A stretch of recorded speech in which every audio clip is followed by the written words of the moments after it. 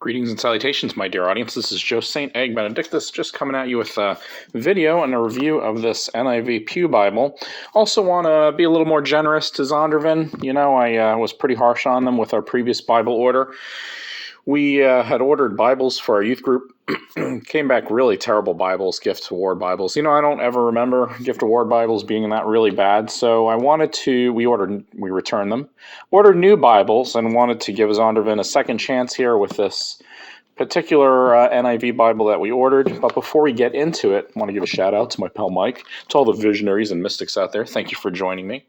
So we ordered those old gift award Bibles that I showed you in a previous video.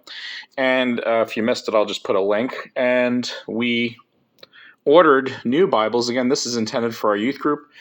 And I told my wife, who's the youth minister, that we should go with Pew Bibles. You know, when in doubt, when you need something inexpensive, when you need something that's durable, and you need something that's easy to read, go with a Pew Bible. You know, they're built like tanks, Pew Bibles.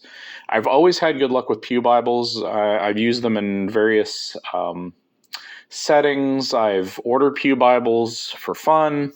So we looked in the Pew Bibles. This particular one was about $14.95 on christianbook.com. And it's a NIV, as you can see.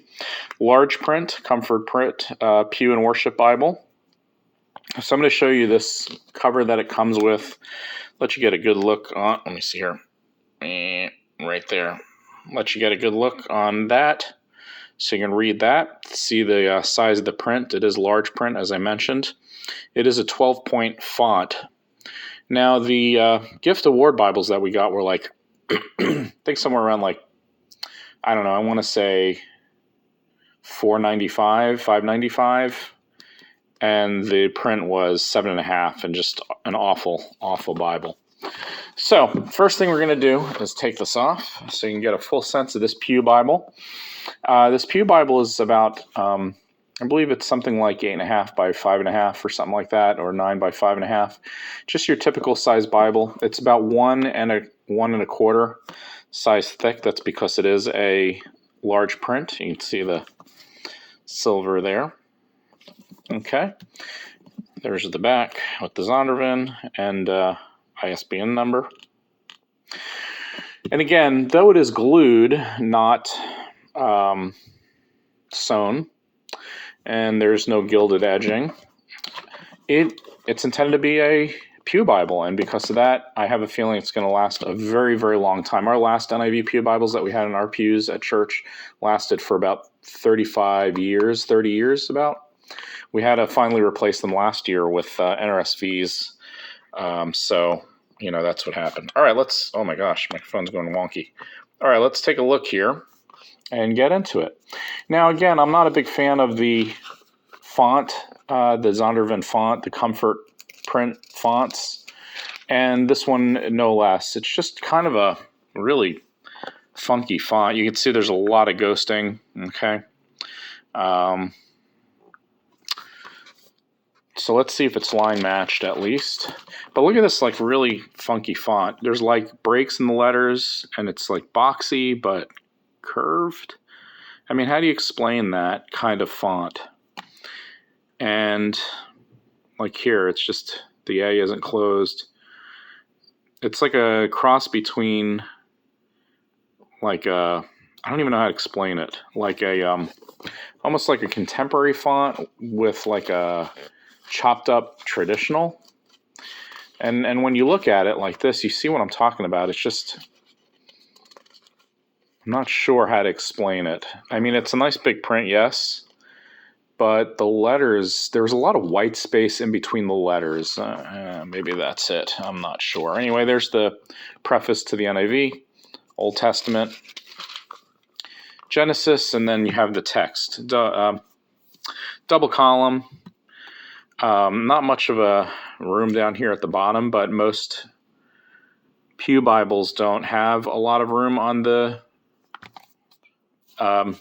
gutters and the margins. This one no less. And when I'm reading it, in the beginning God created, notice how it's drop capped here. Is that what that's called, drop caps? No, but hyphenated, sorry. In the beginning God created the heavens and the earth, darkness.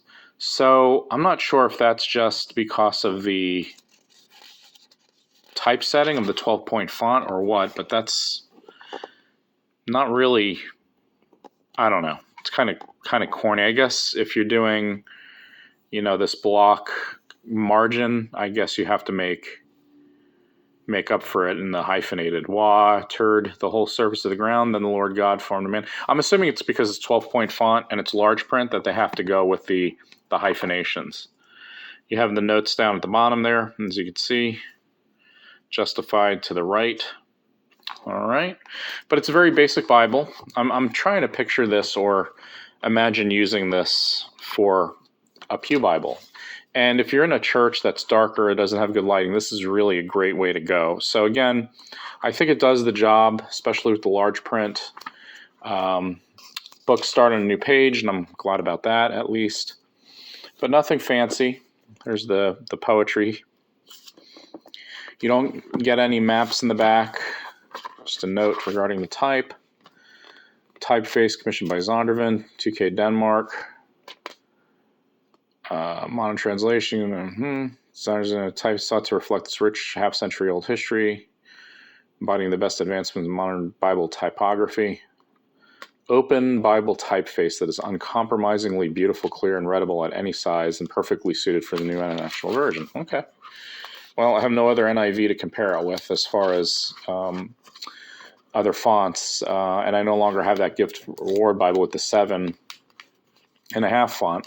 I was trying to get my wife to order an 8-point font, which is the traditional Pew Bible size, and it would have been about $5 or $6 cheaper, but she spent more to get the large print since our youth room is not well lit. So I think in that case, it's going to be well. It's going to do well. It has the, as you can see, section breaks here. Anywho, so that's basically it with this Bible. This is what you get. And again, nothing fancy, but I do recommend Pew Bibles for what they're worth. Like I said, Sherman tanks, really good to go.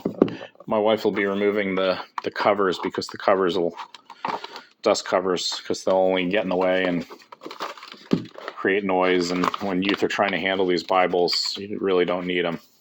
The humidity of Florida might be a problem for these Bibles. I know that the Pew Bibles we had in our church were always a little thicker with humidity, but hopefully these will stand up to the test of time. Anyway, wanted to give a little bit more positive feedback about this particular Bible. Again, I always go for the Pew Bibles. At the same time, it has its issues. I'm not a big Zondervan font fan. I like more traditional fonts, but that's just me. Tell me what you think down below, and let me know how you feel about Pew Bibles. It's a good way to go.